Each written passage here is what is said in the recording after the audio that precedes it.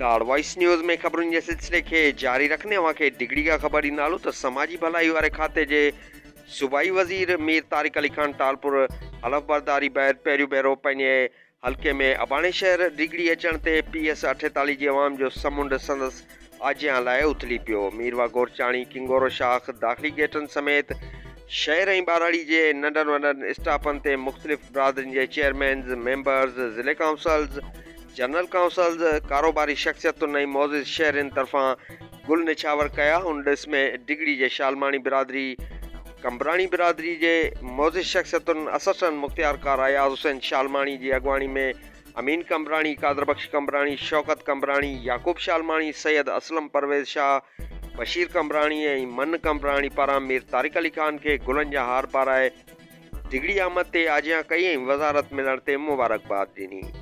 लाड़ वॉइस जे नाज़रीन खे डिगड़ी खां ख़बर ॾींदालूं त समाजी भलाई वारे खाते जे सूबाई वज़ीर मीर तारिक अली खान टालपुर हलफ़बरदारी बैदि पहिरियों भेरो पंहिंजे हल्के में अबाणे शहर डिगड़ी अचण ते PS 48 जी अवाम जो समुंड संदसि आजियां लाइ उथली पियो। रिपोर्ट जुमन कंबराणी, लाड़ वॉइस न्यूज़ डिगड़ी। वधीक ख़बरुनि अपडेट लाइ फॉलो करियो लाड़ वॉइस न्यूज़।